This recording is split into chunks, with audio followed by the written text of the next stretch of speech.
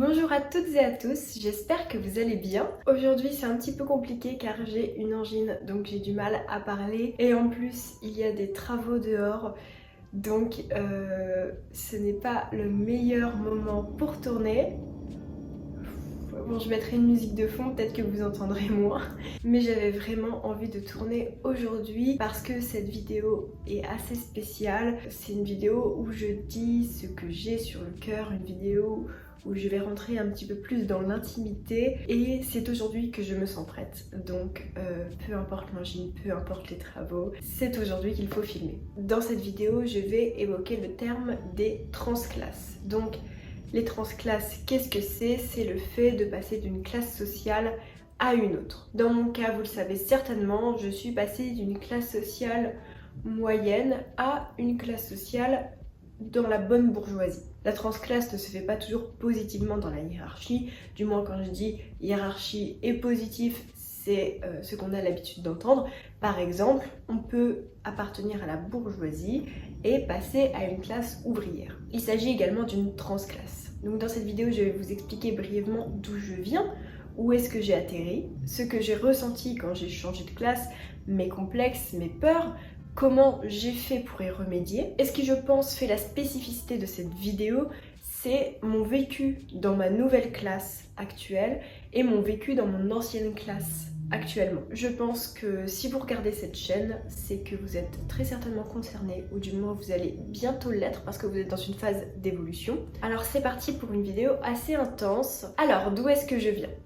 Je viens d'un milieu moyen. Je ne viens pas de la classe ouvrière ni quoi que ce soit, mais d'un milieu moyen. J'ai grandi dans une petite ville de province. Je n'ai été que dans des écoles publiques, même pour mes études supérieures, je n'avais pas les moyens d'aller dans une école privée, ce qui a fait que j'ai dû bosser 10 fois plus dur pour intégrer l'université. J'ai économisé depuis l'âge de 12 ans et j'ai travaillé à l'âge de 17 ans pour m'acheter ma première voiture à mes 18 ans. En termes d'éducation, de culture, j'ai 2 parents cultivés, ce qui fait que j'ai une très bonne culture cinématographique et musicale. Pour mes parents, c'était important quand on était enfant avec mon frère et ma sœur de découvrir les villes françaises, de découvrir aussi un petit peu l'Europe. J'ai aussi reçu la bonne pression de l'orthographe, car mes parents sont très carrés sur l'orthographe. Donc financièrement, on peut dire que j'ai grandi dans un milieu plus modeste que les autres, mais culturellement, j'avais quand même une bonne base qui m'a permis de m'élever. Maintenant, où est-ce que j'ai atterri ?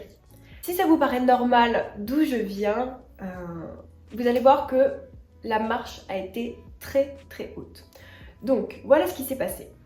Premièrement, j'ai obtenu 2 Master 2 à l'université et en fait la bourgeoisie est une question de titre et non d'argent. Donc ces diplômes font de moi déjà une bourgeoise. Alors il faut savoir que dans ma famille, tout le monde a le niveau bac.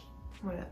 Personne n'a fait d'études supérieures, du moins personne n'a été jusqu'au bout de ses études supérieures, donc a eu un diplôme. Donc déjà j'étais la première à faire des études supérieures dans ma famille.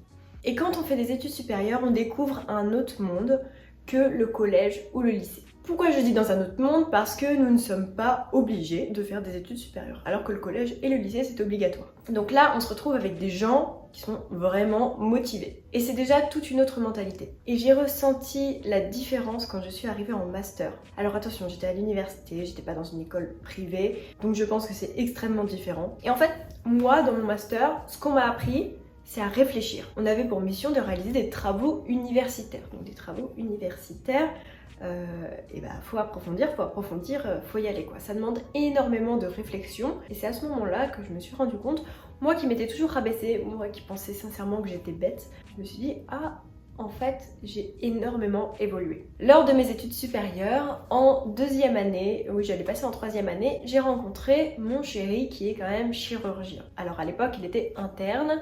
Maintenant, bon, il a fini ses études, moi aussi, et lui il est issu également d'un milieu bourgeois. Donc là j'avais 2 choses, j'avais mes études et ma relation. Et en fait je ne vois pas comment je pouvais y échapper. C'était impossible que ces 2-là fonctionnent si je ne m'adaptais pas. Parce que ce qu'il s'est passé quand j'étais entre guillemets légitime à passer dans une autre classe sociale, par mon statut, par ma relation, c'est que j'ai ressenti des complexes, du rejet, de la honte. Alors je ne veux pas non plus aller trop loin dans l'intimité, je vais vous donner quelques brefs exemples. Par exemple, j'avais un complexe linguistique. C'est-à-dire que déjà je ne prononçais pas aussi bien les mots. Je parlais un peu, je bafouillais comme ça, voilà. Ensuite j'avais moins de vocabulaire, mais ça c'est normal parce que plus on grandit, plus on acquiert de vocabulaire. Donc à la rigueur, ok. Je disais de rien au lieu de je t'en prie. Je disais des fois au lieu de parfois. Je disais par contre au lieu de en revanche. Bon, ce qui m'a sauvée, c'est que je ne faisais pas de faute d'orthographe. Merci papa, merci maman. J'ai aussi évidemment ressenti du rejet parce que certaines personnes de la bonne bourgeoisie sont élitistes et 2 bac+2 à l'université, c'est-à-dire qu'on n'a pas payé le diplôme, hein, qu'on le mérite, ça ne suffit pas.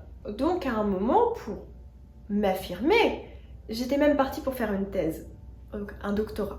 J'ai obtenu mon contrat de doctorat et au dernier moment, je me suis dit non, ça c'est pas moi, ce n'est pas ce que je veux faire, je vais faire 3 ans de dépression. Je me suis dit non, c'est pas possible, je le fais pour prouver quelque chose là, je ne le fais pas pour moi. Donc peut-être qu'un jour je ferai une thèse, mais sur un sujet qui me tient à cœur. Mais là, ce n'était pas le cas. Là, je le faisais uniquement pour être acceptée. Et vous savez quoi? Avec du recul, je suis même pas sûre que j'aurais été acceptée avec ma thèse. Enfin si, peut-être, j'en sais rien. Mais en tout cas, tant pis, parce que au moins j'ai échappé à une dépression. Et puis, ce qui a fait que je prends ce chemin vers l'élégance, c'est de la honte. J'avais extrêmement honte de ne pas savoir dresser une table. Parce que je me prenais des remarques, évidemment. Moi j'étais gentille, je mettais la table.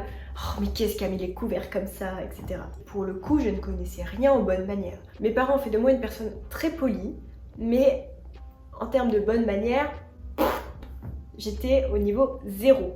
Et au début, donc ces complexes, ce rejet, cette honte, ça a créé en moi une haine. J'étais haineuse. Ce qui a fait que je me suis mise à détester ce qui appartenait à la bourgeoisie, les caractéristiques de la bourgeoisie. Mais voilà, en fait j'étais confrontée à un mal-être parce que je me prenais un mur en fait. Je n'arrivais pas à passer dans cette classe sociale alors que j'étais légitime. Et donc moi, comme j'arrivais pas à rentrer, je me suis mise à détester cette classe sociale alors que de toute évidence, ça serait automatiquement ma classe sociale. Je sais pas si vous voyez ce que je veux dire, mais ça peut aussi être à l'inverse. Un bourgeois un petit peu anarchiste qui décide qu'il ne fera pas HEC, mais lui son truc c'est un CAP de métallurgie, admettons, et le jour où il va rentrer à l'usine pour faire son métier, et bah hop, on risque de lui dire qu'est-ce qu'il veut le petit Jean-Charles avec son polo, qu'est-ce qu'il fout là lui, et donc de se faire rejeter. C'est exactement la même chose. Comment j'ai fait pour m'adapter? J'ai appris les codes, voilà, mon chemin vers l'élégance, c'est totalement ma phase d'adaptation. Et c'est pour ça d'ailleurs que je trouve cette vidéo très intéressante parce que vous comprenez le pourquoi du comment je fais tout ça. Pourquoi j'en ai fait une chaîne, pourquoi ça me tient tant à cœur. Et alors, comment j'ai vécu mon arrivée dans ma nouvelle classe? Eh bien, j'étais pleine de vulnérabilité. Dans le sens où j'arrive, je ne connais rien, j'avais mes codes d'avant, mais là on repart à 0. Donc je suis un crabe sans sa carapace qui arrive là, et donc les moindres pics, les moindres réflexions, ça fait très très mal. Et ce qui s'est passé, c'est qu'à force de recevoir ça, je me suis braquée et je suis allée me cacher sous mon rocher. Parce que c'est sûrement inconscient, du moins j'espère que c'est inconscient parce que sinon c'est malsain, d'aller taper là où ça fait mal. Donc, en résumé, je vais vous le dire sincèrement, ok, je suis légitime d'être dans cette nouvelle classe sociale. En plus, j'ai fait tous les efforts parce que j'ai pris très à cœur l'apprentissage des codes, etc. Mais le problème, c'est que pour certains, je serai toujours pas à ma place. Je suis exactement cette Nadine de Rothschild face à des gens qui disent « Oui, enfin, elle, on sait d'où elle vient. » Oula, c'était violent ça, pourquoi je m'énerve? Non, je suis pas du tout énervée, je vous rassure. Mais je suis cette personne qui ne sera finalement jamais acceptée. Ou quand je suis acceptée, on va entendre parler de méritocratie. Dire, oui bah elle est là mais parce qu'elle a fait des études, elle a travaillé dur pour être intégrée, voilà. Donc ce qui est important de souligner, c'est que les classes, on a beau être légitime, être à notre place, beaucoup de gens vous rappelleront que non, vous n'êtes pas à votre place. Que votre place, c'est là-bas. Et le problème, c'est que je ne me sens pas non plus chez moi, dans ma classe sociale d'origine. Pourtant, j'ai grandi dans cette classe sociale, j'ai toute ma famille, mes amis les plus chers. Il y a toujours cette petite réflexion de « Ah bah Solène, maintenant t'es devenue une bourgeoise. Ah bah attends, on va mettre la table correctement parce que sinon Solène va râler. Il y a toujours ces choses-là, même si je sais que c'est de l'humour, mais moi je le perçois comme du rejet. Donc c'est extrêmement compliqué à vivre. Je sais que nous sommes beaucoup à vivre ça. Mais en fait aujourd'hui, je ne me qualifierais pas comme une transclasse parce que je ne suis pas passée d'une classe à une autre. C'est pas vrai. Je suis désolée, mais je ne suis pas totalement acceptée dans ma nouvelle classe. Et je suis aussi quelque part rejetée par mon ancienne classe. Donc je suis, comme cette journaliste, je vous mettrai le lien de son livre dans la barre d'infos, je suis un cheval à bascule. C'est-à-dire un coup je passe à l'un, un coup je passe à l'autre. Et en fait je ne sais pas si vous réalisez à quel point c'est difficile de ne pas appartenir à un groupe.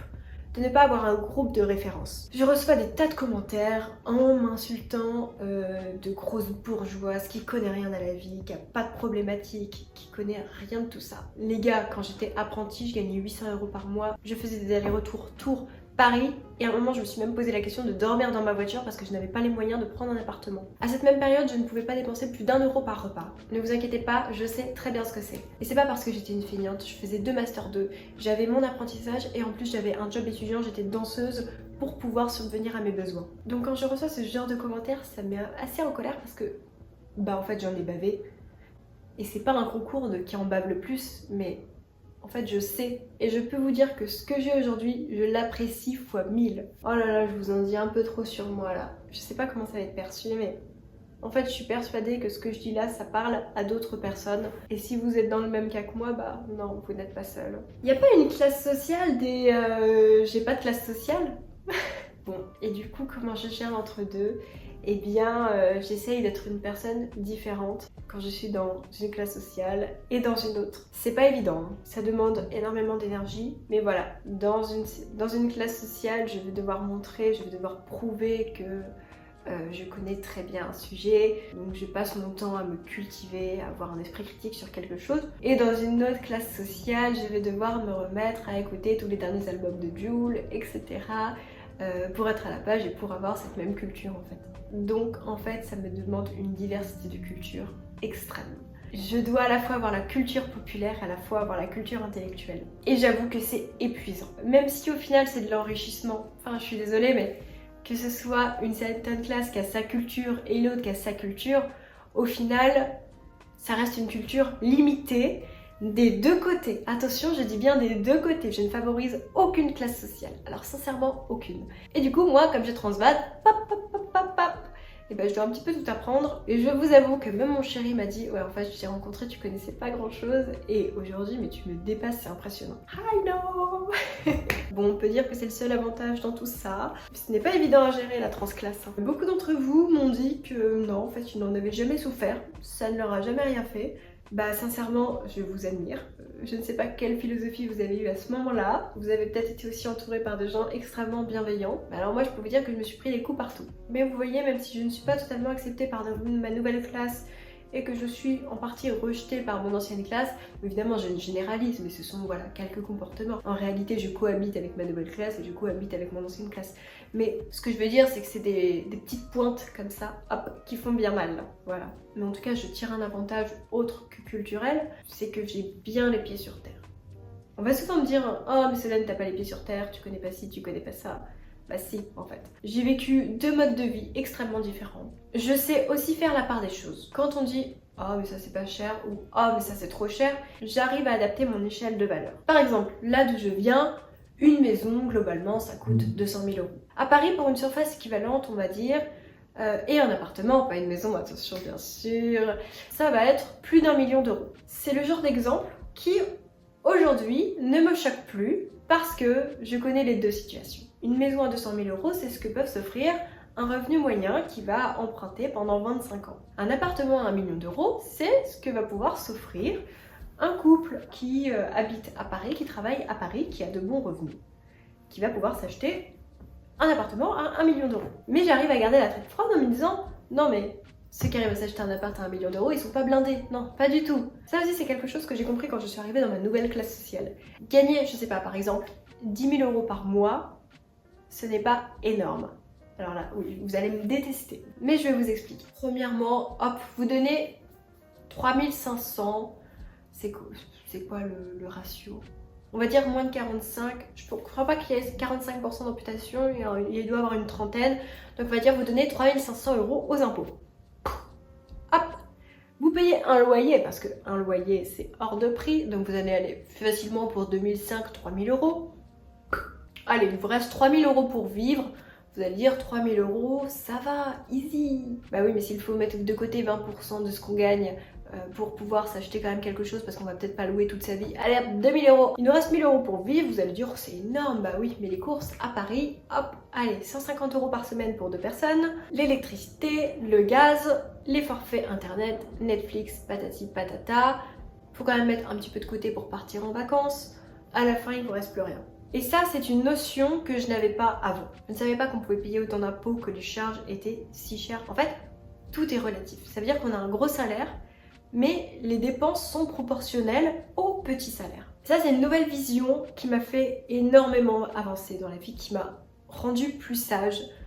De ne pas pointer du doigt les gens en disant « Oh mais lui ça va, il a pas à se plaindre. Oh mais lui nanani, oh nanana. » Non, ça m'a permis de garder la tête froide et de relativiser à chaque situation. Bon, et la question est comment je vais m'en sortir? Comment je vais réussir à trouver ma place? Eh bien, je ne sais pas. Il n'y a pas de solution à ça. Je pense que je vais juste faire mon petit bout de chemin, à moi. Je vais continuer de faire ce qui me plaît. Ne pas chercher à plaire à la classe sociale à laquelle je suis censée appartenir. Et je crée mon truc, voilà. En fait, je pense que c'est même positif parce que ça me permet de me détacher de la normalité de ces classes sociales. Et moi, je suis là, comme je suis un peu rejetée des deux côtés. Ce n'est pas que les personnes ne m'aiment pas moi, voilà. Au contraire, c'est juste que je n'en fais plus partie. Et pourtant les classes sociales pensent que je fais partie de l'autre classe sociale et inversement.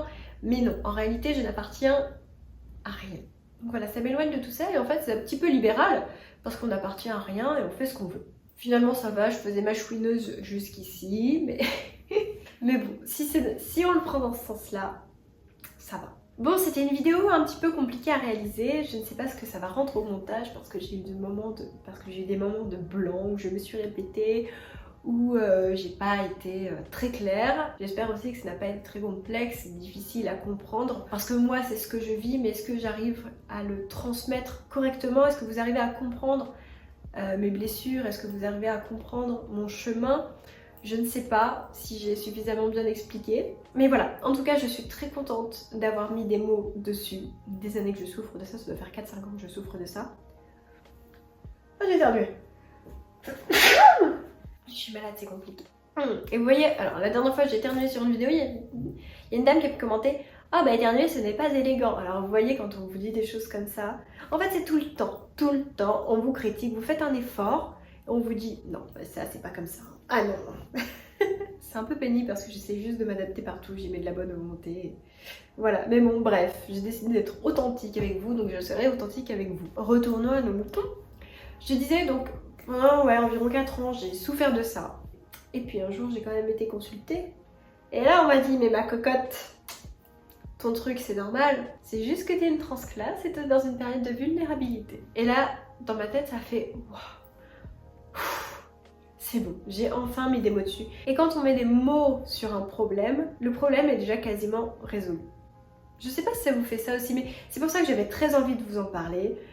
Parce que je suis sûre que même s'il y a une personne parmi les abonnés, une personne qui tombe sur cette vidéo, et grâce à mon problème que j'ai communiqué, vous arrivez à vous en sortir, je serais sincèrement hyper contente si j'arrive à donner des mots sur un problème que vous avez, sur un mal-être que vous avez. Après je serais aussi très contente de vous faire découvrir ce phénomène parce que si vous appartenez à une classe sociale et que vous n'êtes pas entre deux classes, c'est aussi votre responsabilité d'accepter les autres et d'accepter les transferts de vie. C'est pas parce qu'on est né dans tel contexte qu'on ne peut pas évoluer vers quelque chose qui nous correspond plus. Il y a certaines personnes qui ont envie de revenir à des choses plus authentiques. Il y en a d'autres, ce qui est mon cas, qui ont envie d'aller vers quelque chose de plus... Enfin, je sais pas comment dire. En gros, moi, depuis que je suis petite, je sais pas, j'aime les sacs Chanel, j'aime la belle vie, j'aime la bonne nourriture, j'aime tout ça. Pour moi, c'était une évidence. C'était une évidence que plus tard, je sois une bourgeoise. J'adore dire ça. Cette citation, je n'ai pas honte de le dire parce que je sais qu'en France, Parce que je sais qu'en France, l'argent est extrêmement tabou, mais moi j'ai toujours rêvé d'avoir la belle vie. Voilà. Bon, d'être heureuse aussi évidemment, mais ça ne m'empêche pas. Je suis désolée, mais une paire de Manolo Blahnik, ça me fait rêver, enfin ça me procure une sensation. Alors certes c'est du matériel, bah oui, mais vous inquiétez pas, je rêve aussi de me marier, d'être une maman et de garder mes amis le plus longtemps possible. C'est pas parce qu'on aime les belles choses qu'on n'aime pas les vraies choses. Évidemment mes relations sont 1000 fois plus importantes qu'une jolie paire de chaussures, mais tout ça pour dire que moi, une paire de chaussures, ça me fait quelque chose. Et je savais que si un jour je voulais ces paires de chaussures, bah il fallait bosser. C'est pour ça que j'ai fait des études, c'est pour ça que voilà, je fais plein de choses. Mais c'est ok en fait, je me suis complètement alignée avec ce que je suis. Si j'avais écouté les autres, je vous assure, je ne serais certainement pas là, je serais peut-être en train de faire une thèse et vous ne m'auriez jamais connue. Mais c'est pas le cas. Bon voilà, j'ai bien blablaté, hein. Je sais pas si vous êtes encore là. Si vous êtes encore là, bah merci d'avoir suivi ça jusqu'au bout. J'espère que ça vous a plu, c'est une vidéo très atypique, je vous l'accorde. Juste avant de partir, j'ai mis la jolie robe en tweed que j'ai cousue, j'espère qu'elle vous plaît. Et puis bah si vous n'avez pas vu la vidéo, je vous mets une petite fiche juste là. Et je vous embrasse et je vous dis à la semaine prochaine.